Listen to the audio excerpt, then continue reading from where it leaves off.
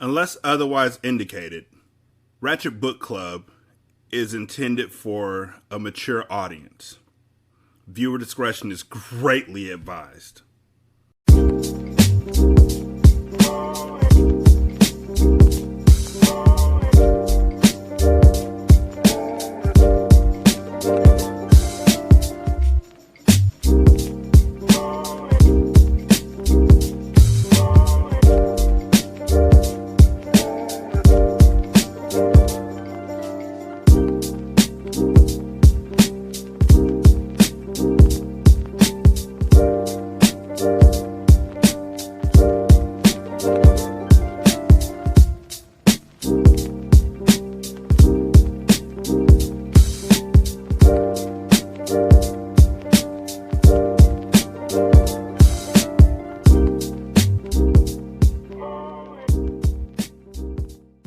Welcome to Ratchet Book Club, where we read hood classics and good classics. I'm Derek. You know, I never thought that I learned something from reading these books.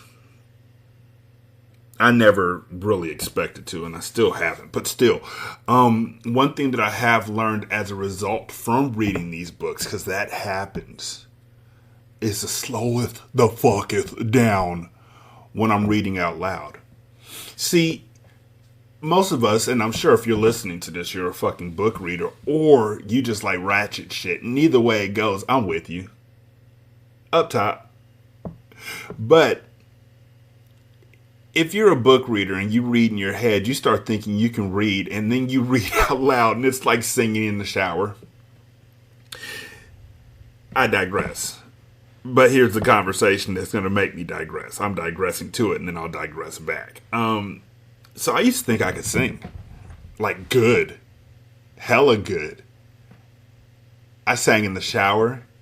I sang on bus rides. I sang down low. I never had earphones in so I could hear myself. I only sang in my head. The audience in my head was throwing panties on stage. Everything. I don't even know where I got panties from because they were all me. I thought I could sing good. I was in the choir at church. I was in the children's choir. Or was it the young adult choir? No, it was children's choir because I was literally 11. Keep that in mind. It's important. One day, my mom, I didn't know you could do this. I mean, as an AAU coach, I know a gang of parents who will come up to you as a coach and be like, yo, why does my kid get more playing time? Woo, woo, woo, whatever, whatever. As a rec league coach, I know the same thing happens. And I know as a varsity basketball coach, it definitely happens. And they go to the principal or the athletic director and they come to you and they're like, well, this parent said you're not giving their kid playing time. And I'm like, well, I chose their kid because we just needed somebody else on the roster just in case everybody else fails out of school and a sniper's in the audience. But I didn't know that you can go to the pastor of a church and tell them how disappointed you were that your kid wasn't getting a solo, hadn't had a solo yet, and everybody else had a solo, and why wasn't my kid getting a solo? I figured that only would happen at a church if you're... I'm not going to say that pastors have affairs. But I'm going to say that really does help the cause of getting your kid a solo. I'm not saying my mom had an affair either. I don't fucking know. My mom can do whatever the fuck she wants. She's a grown-ass woman. Pastors are supposed to be like pious, though. Like, they ain't supposed to be Reverend Do-Wrong. It's just a song, not a movement. Anyhow, I digress in my digressing. Got the solo one way or the other, and I was so excited. And the song was called It Wasn't the Nails. And it's a horrible song. It is. And it was only made worse by me. But the lyrics are, it wasn't the nails that held him to the cross. What held him to the cross was the love of us. Now, what holds your parents to the cross is their love of making you feel guilty about something. I'll stay here. You go ahead and take my car. Like, bitch. Anyhow. I learned the words, practiced it. They gave me the tape to take home and learn my solo, and my mom was all excited, and I got excited as my mom got excited, and it was told by my mom. This is way before the internet. So she literally called everybody and told them my baby got a solo this Sunday at church.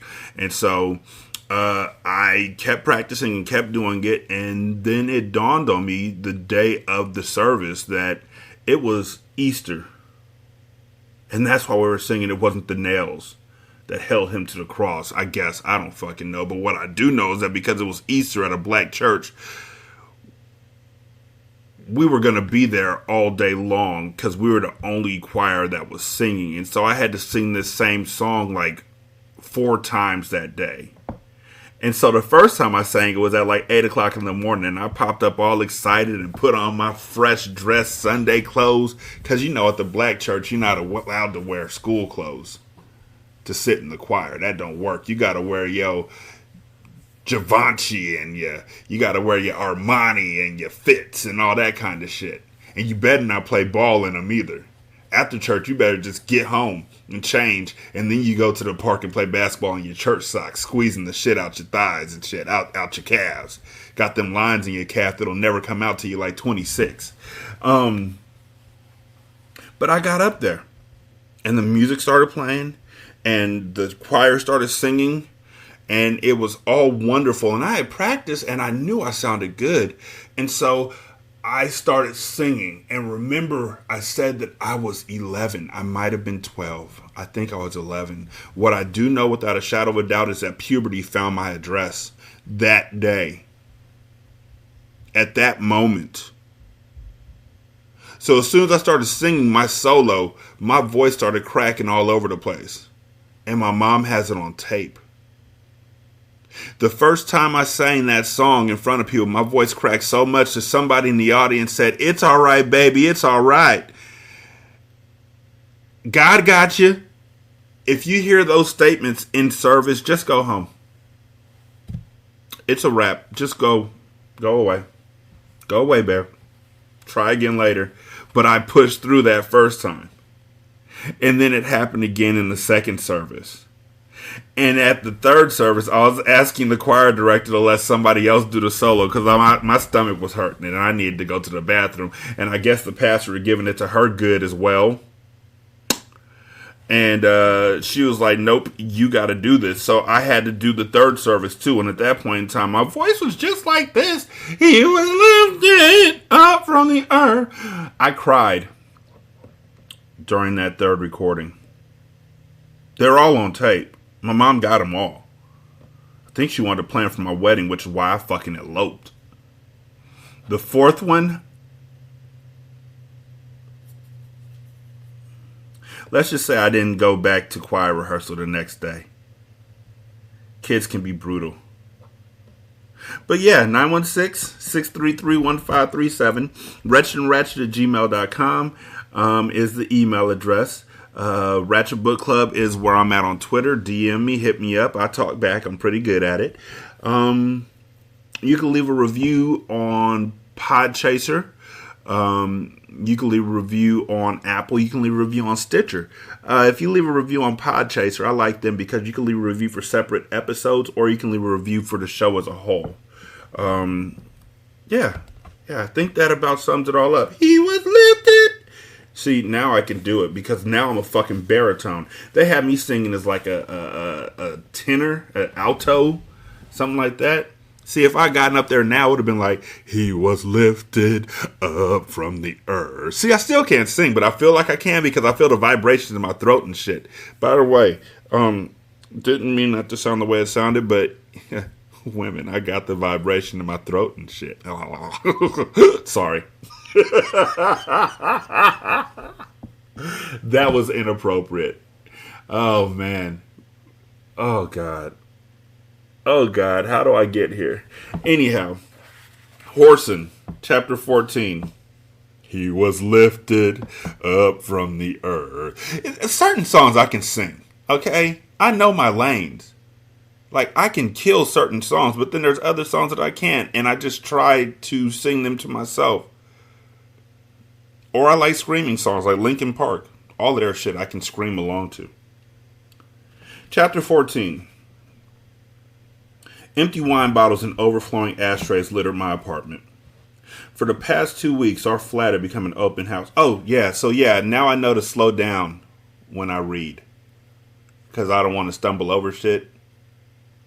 The amount of mistakes that are made while I'm reading are phenomenal. Because you think you know a word and then you read it out loud and you're like, I didn't think that word sounded like that. Which is why I was calling, the hell was this girl's name? Tapatia? God dang. Fatima. Which is why I was calling Fatima. Because again, a girl in my church who was impressed by me singing. First church girlfriend, could only see her on Sundays. That was some bullshit. Sorry. Anyways, I'm going to start this over.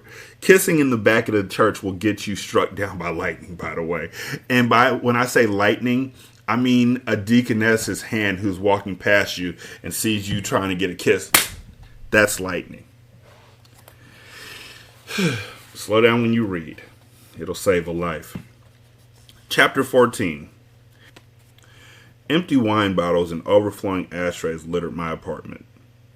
For the past 2 weeks, our flat had become an open house, with wild parties continuing for 3 or 4 days without stopping. Since Friday, I had promised myself that come Monday morning the party would end. At long last, I had got the last drunk started down the stairs. It had taken over an hour to get rid of all of them, but now I could sigh with relief.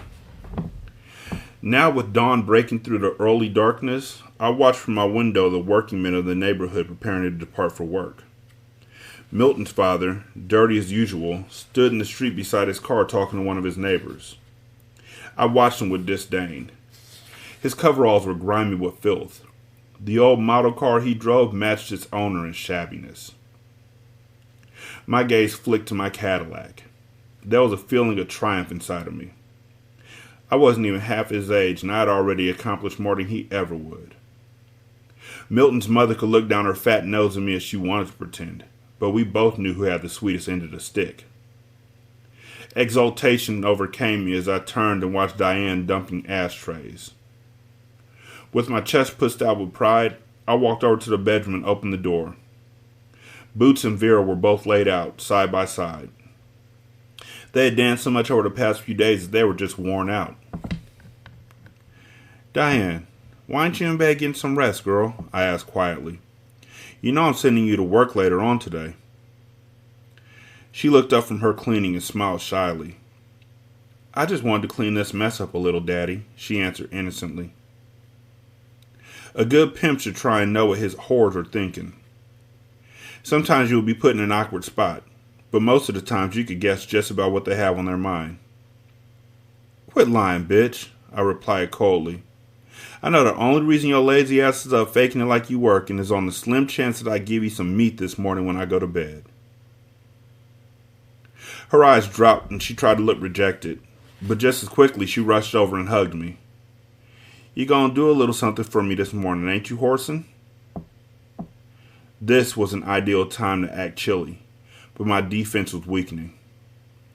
She was light chocolate, and her skin was as smooth as a baby's ass. When she smiled and looked up at me with those big bedroom eyes, I couldn't refrain from taking her in my arms and kissing those tender lips. As she pressed her young body against me, I knew that fate had dealt me a terrible blow. I had been gifted with a tender dick. A tender dick, by the way, is totally not what happens when you jack off too much and your shit gets chapped. That's chap dick. There's complete differences. Chap dick is horrible. When you're like... But still, jack off, fellas. It is quick, easy. It knocks you out. I use it better than I use Tylenol PM. Call it Tylenol PM. Jacking off is Tylenol PM. Post masturbation. That's gotta think of something for that. Bending over, I caught her legs and carried her towards the other bedroom. Her body had the smell of fresh roses, and her arms around me had the same effect as alcohol to the senses. When our bodies met, a shock of electricity went through my mind. We were caught up in the passion of youth, and my excitement exceeded all bounds. Later, with Diane snuggled against me, gently snoring, I shuddered with horror at the thought of having to leave every morning for a job. I had never had a job, and because of my environment and training, plus my dexterity at getting money, employment was unnecessary. My stable was growing. My mind wandered to the other two girls in the house, Boots and Vera. Now that I had 3 girls, it wouldn't be long before I was the best young pimp in the city. Here I was, at 17, with 3 of the youngest, wildest, and fastest whores in the country. How sweet it is. Pimping really had its good points. I'm just saying, the internet didn't exist when you made this statement. That is a brash-ass statement. To say that you got the youngest, fastest, and wildest whores. First of all, you don't want to have the youngest whores. You don't. That'll get you Chris Hansen real quick. Secondly, you cannot quantify that statement. There is not a pimp off. There is not a hoe off. There's not a hoe down. That's what they would call it. They call it a hoe down. I already know. With the passing of Christmas and the following holidays, I was in good shape for the new year. Boots was able to go back to work, so I stopped her from doing any more boosting. Her boosting bloomers were packed away for later use. Many pimps would disagree with me, because quite a few pimps would rather have a booster than a whore. But to me, at this stage of my life, I didn't want nothing but a flat-backing whore. The neighborhood theater, which went by the name of Duke, used to put on talent shows every Saturday afternoon.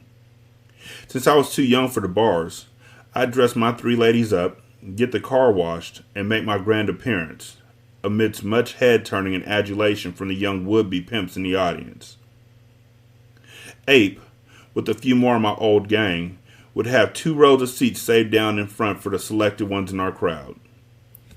My girls enjoyed the adulation as we walked slowly towards our seats. My popularity was rising. The fastest young girls in the neighborhood would crowd down near our row trying to catch my eye. This theater was to become the best establishment in the city for meeting potential prostitutes. Me again. There's no such thing as somebody being fast. To call somebody fast, and I know that this book was written at a time where that was acceptable, but to call somebody fast is to say that you're unable to quell your sexual desires towards them, and because of that, they're fast. I never liked that statement. I never liked that belief. One Saturday, while sitting down front, crowded in between many admirers, a group came out on the stage and swept the spotlight from me with their swinging arrangements. I stared in wonder at young Janet. She was still singing and getting better than ever. I watched her capture the crowd with song after song. The audience wouldn't let them leave the stage. Every time they tried to leave, the crowd would become so unruly that the owner would call them back on stage. After doing one more number, Janet must have decided to put a stop to the commotion herself. She came down off the stage, followed closely by the 2 girls who sang with her. She stopped in front of me and leaned over. "Whoreson, how about trying and getting us out of here?" she yelled in my ear. "Don't worry, baby," I said, standing up. "I can handle it," I replied with more confidence than I felt. The crowd was really yelling and kids were crowding into the aisle. I had grave doubts about whether I could get them out. One thing kept ringing in my mind, though. This young girl had star written all over her, and I meant to shine bright in her eyes. Embracing Janet, I pulled one of her trembling girlfriends into my other arm. Catching Boots' eye, I yelled, "See if you can get Ape and some of the fellows to clear a path, baby." She nodded and ran over to him. With Ape and 5 more of the bunch in front of her, Boots started breaking through the crowd, with us right behind. With kicks and punches, they soon had kids climbing seats to get out of the way. Finally, we reached the protection of my car. All the girls piled in. I gave Ape enough cash for cab fare and some weed before driving off. "You can drop us off anywhere, Whoreson," Janet said quietly. I smiled and kept on driving. "I know you ain't gonna be rude enough to refuse an invitation to my place, Janet." She sighed and settled back against the seat, compelled to accept my offer by my apparent refusal to stop long enough to let them out. Within 30 minutes after our arrival, the capacity of my house was being tested. Teenagers were everywhere except for the back porch, and that was only because of the cold weather. Janet sat down on the couch beside me. She was breathing heavily from continuous dancing. "This is the first time I sat down since we got here," she laughed. "I heard about some of the swinging sets you gave, Whoreson, but I didn't realize just how renowned you are." "I'm glad you're really enjoying yourself, Janet. You seemed so set against coming here that I figured you'd leave before anybody arrived." "Actually, I'm having a better time than I thought was possible, Whoreson." She touched my arm and gestured towards the dancers. "Seriously though, Whoreson, how long do you think this can go on?" "What do you mean, baby? The party?" I asked, looking down into her large, serene eyes. Yielding to her female wiles, she laughed lightly and gave my arm a pinch. "You know what I mean. These parties, prostitutes, you not working. How long, Whoreson, do you really think you can last? Noticeable as your Cadillac is, successful as pimping might be, you still don't have any solid foundation under you." It finally occurred to me that she was serious. This probably was her way of letting me know that she would be available if I would give up the game. Naturally, I had no intention of ever giving up the game, but I didn't want to hurt her feelings.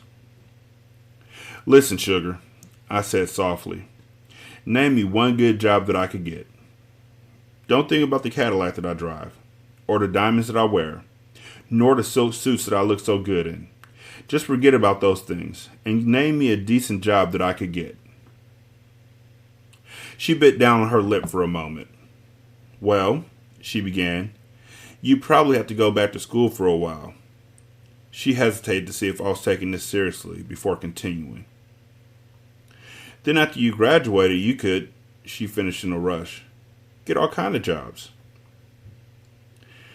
"Be a little more precise, baby," I inquired of her jokingly. She frowned and became very nervous. "Well, let me see," she said quietly. "You could, become a policeman." I laughed harshly. "At what police department, honey? One in China?" No, Whoreson. It's the truth. I ain't joking. My mother read it in the papers this morning. She said they're hiring colored men for all kind of jobs on the force now." Instead of being amused by her behavior, I was ashamed of myself. I realized that she was so innocent she believed I might give up my precious possessions for love. "Whoreson," she said, her face shining with sincerity, "there are many girls who would marry you and not care if you didn't make a whole lot of money at work. They wouldn't care if you had to sweep floors, wash cars, anything. Just as long as you were theirs, it wouldn't make any difference what you did." She was looking at me with so much tender love in her eyes that I tried to joke her out of the mood. "You can easily say that, Janet," I said, "but I ain't seen none of these girls you keep talking about." Her eyes had tears in them as she stared up at me. "Just look at me, Whoreson," she said. "I'd gladly be your wife, but never your whore." After quite a circular route, there it was, out in the open. I had tried to keep the naked truth of her feelings from coming to light, but now the cards had been spread on the table, face up. She seemed so lovely sitting beside me that the thought of losing her was like taking a liquid bath with loneliness. I knew that my answer would hurt her. Even while I wanted to spare her pain, my customary glibness vanished. To me, the sound of my voice was harsh and sharp. "Janet, I wouldn't be a flunky to the white man for you or the Virgin Mary. Car washing, truck driving, or working in some honky's factory is out of the question for me. Wait," I said, and grabbed her arm to prevent her from leaving. "If my mother had left me enough money to set up a business or something, things would have been different. But since this didn't happen, the only way I can get big money without selling drugs is to manage sporting ladies." She listened to my raving until I was finished, then removed my hand from her arm. "Goodbye, Whoreson," she said bitterly. "Again, I wish you all the happiness in the world." Instead of following her, I watched her walk quickly to the door and leave. If there was one thing I disliked, it was to watch a woman cry, and I knew she was crying. Trying to maintain my air of composure, I turned and examined the crowded room. Boots dropped down in the vacant seat. She patted me on the cheek. "Don't worry, Daddy. You miss one shot, you get another," she added. "While you were talking to Janet, that light-skinned girl over there asked me if I'd mind having her for a wife-in-law." Copping was just that simple. My fourth girl came to me just like that. I stared at her without too much interest. Boots' sharp remark brought me back out of the clouds. "What you looking so mournful about, Whoreson? I know it ain't over that skinny-ass Janet. But all she could do is sing to the tricks, 'cause she ain't got enough ass to stand no heavy pounding." I whirled around to give her a chilling rebuke, but her eyes were deadly cold and unflinching. Her voice dripped with venom when she spoke. "Whores go with pimps, Whoreson. Barbers go with manicurists, and square bitches go with square niggas." She pivoted on her heels and walked across the crowded floor. Her back was straight, her head held high. With the coming of summer, my stable of whores stayed anywhere between 6 and a dozen good prostitutes. Pimping was good, and my bankroll continued to swell. At times, I would hear reports about Janet singing in different places, but I made it a point not to go anywhere that I might run into her. For some reason, she stayed in my mind, no matter how many different women I slept with. As the summer wore on and my stable grew, I tossed myself into one party after another, and started trying to teach myself to take the bitter with the sweet. You take the good, you take the bad. You mix them up. And there you have the facts of life. The facts of life. Chapter 15.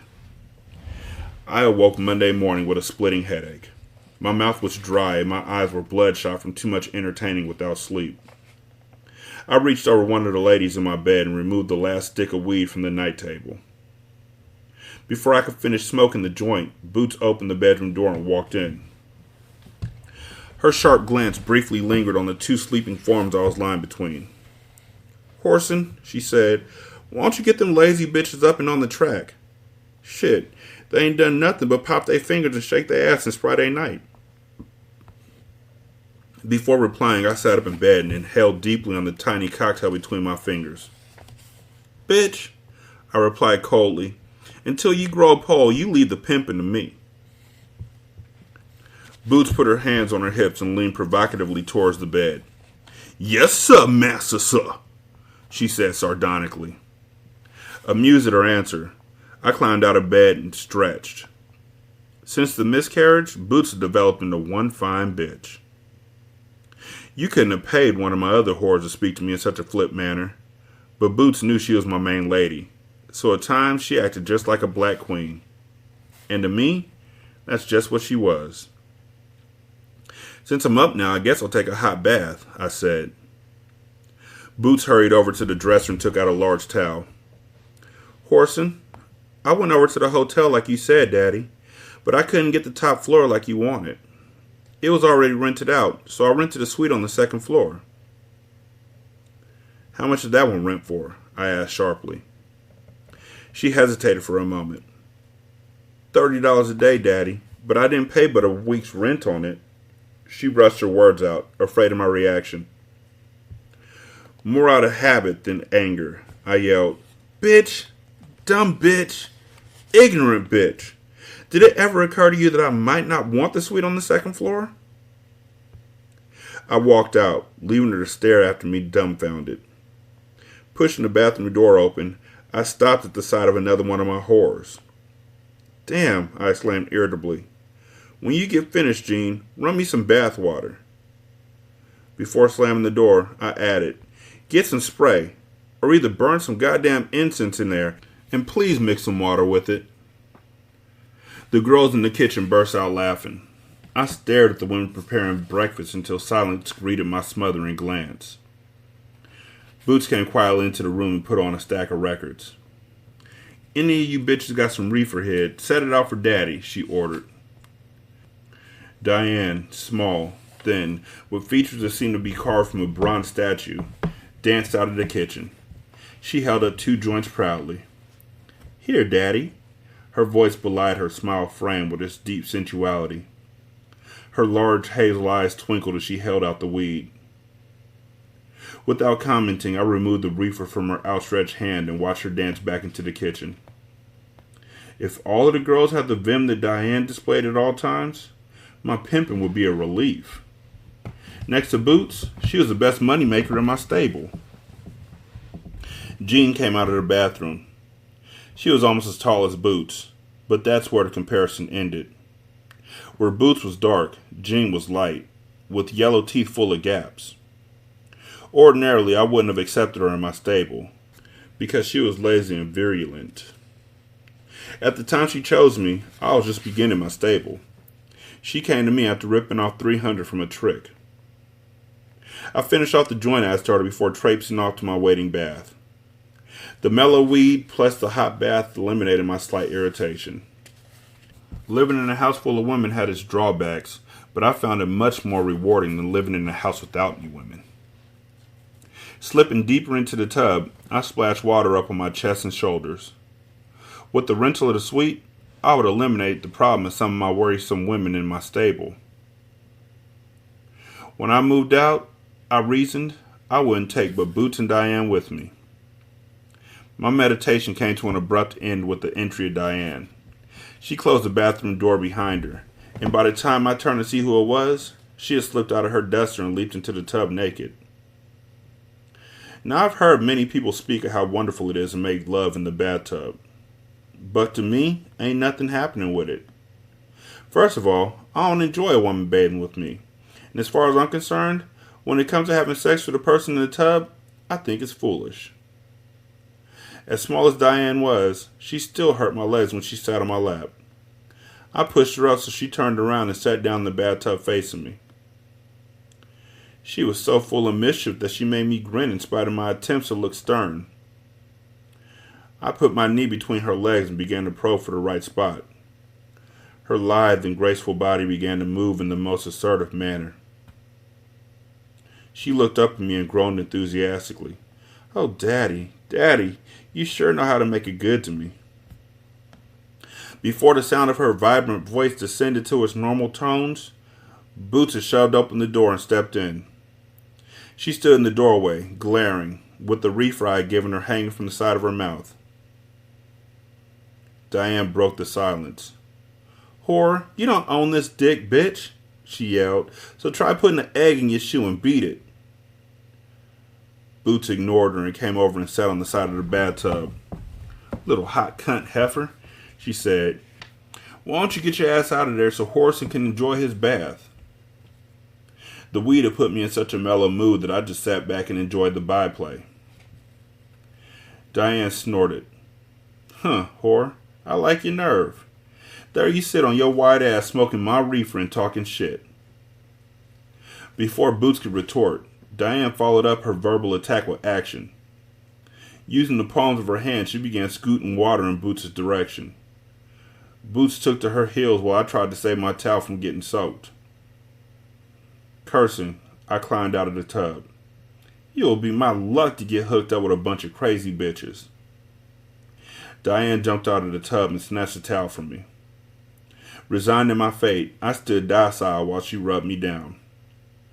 True to her impetuous nature, as soon as she got below my waist, she began to act up. Using the towel with an imp's delight, she took to her task vigorously. I laughed at her unruly behavior, but before I became too aroused, I decided to put a stop to it. I slapped her wrists, but it didn't do any good. She just got a tighter grip. Trying to pry her hands loose was more difficult than trying to get free from an octopus. "Bitch," I yelled, "enough is enough. Turn my Jones loose." Instead of obeying, she dropped to her knees and opened her mouth as if she was going to eat some rare delicacy. I grabbed a handful of her hair and pulled her head back. Only the sudden opening of the door stopped me from slapping her. Boots charged in carrying a bucket of water. Diane uttered a scream and scrambled behind me. I leapt sideways, but I was too slow. Most of the cold water landed on me. I shook like a dog shaking water from his fur. Boots turned and fled, and I leapt towards the doorway in hot pursuit, cursing every step of the way. Shrill, piercing shrieks greeted me as I ran bare-ass into the living room. All of my women were sitting there eating, and 3 other prostitutes that didn't belong to me had stopped in to roll up some reefer. My predicament was embarrassing even for me. There I stood in the middle of the floor, naked as a newborn baby, with no less than 10 women evaluate my prodigious instrument. I looked down unconsciously. Because of the vicious tugging by Diane a few moments ago, I had nothing to be ashamed of. Gathering up as much dignity as the occasion would allow, I ambled towards the bedroom amidst catcalls, much laughter, and sly insinuations. One girl exclaimed. I see why Whoreson got all you whores in this stable now. Another one cracked. I don't know what you got between your legs, but if I dreamed I took that much meat, I'd wake up with female trouble. Amidst much loud laughter, I slowly dressed, listening from behind the door to their frank appraisal of my merits. Once again, I became aware of the fact that whenever a group of women got together, they discussed private sex matters much more openly than a group of men would. To a stranger, their conversation would have sounded vulgar, because they discussed oral sex as though it was a hat they had purchased. But to me, their conversation was as normal as eating and sleeping. They were discussing their work, and the easy way of doing it. I hadn't turned 18 yet, and prostitutes were the only kind of women I had ever known. If someone had inferred that the life I led was quite different from the rest of society, I wouldn't have given it a second thought. From the factory workers I knew, and the ones I saw coming home from work, I didn't have a doubt in my mind as to my role in life. As far as I was concerned, there were 2 categories of people. One group consisted of tricks, and the other of players, and I knew I had been born to play. I finished dressing and looked in the mirror. My apparel consisted of black pants, a gold high-low shirt, and black alpaca sweater. The black alligator shoes set off my casual dress to perfection. I put on my diamond ring and took one last peek in the mirror, fixing my features into a cold, unruffled mask. I opened the bedroom door and stepped out onto my stage. All pimps must be an actor to some degree. Not to act spells failure in their field. When a woman comes to your bed in the early mornings with a fistful of money for you, you're forced to act. No matter how much you detest this certain lady, you cannot allow your true feelings to show. Being aware of the possibility that she may have consumed a bucket of sperm in the course of a night, you don't display any aversion if she wants to kiss you. You just send her to the bathroom with the Listerine and toothpaste. So instead of her ever becoming aware of your true nature, she only sees the parts you act. Instead of scorn, she finds acceptance. Instead of hate, she finds her conception of love. Thus, many people believe the prostitutes are the biggest tricks of all. Closing the bedroom door behind me, I yelled, "Diane." My voice was cold and harsh. You and some of them other bitches clean up that water on the floor. Then you get Boots' clothes and your own packed. I'll be back for you in a little while. Fear leaped into her eyes. She searched my face for a clue, then turned and stared at Boots. Their eyes met, and whatever transpired seemed to relieve her. She was laughing as much as ever when Boots and I walked out the door. 916-633-1537 is the voicemail line. Ratchetandratchet@gmail.com is the email address. We're Ratchet Book Club on Twitter. I want to thank you again for listening to us. Please leave a review at Podchaser, Apple Podcasts, or at Stitcher. Thank you all so much for listening. I greatly appreciate it. If you want to join the Patreon, it's patreon.com/single simulcast. If you want to buy me some books or help me buy some books, it's at buymeacoffee.com/sscast. Thanks so much for your time. I greatly appreciate it. Y'all be good. I'll holler at you later. Peace.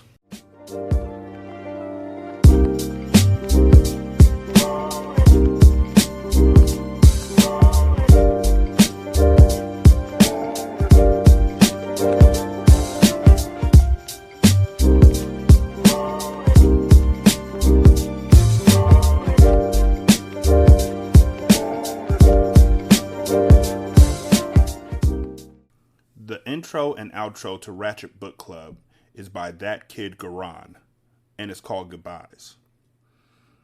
You can email him at tkgbeats94@gmail.com for more information on how to lease this beat. This is Single Simulcast. Don't know by now that you slip.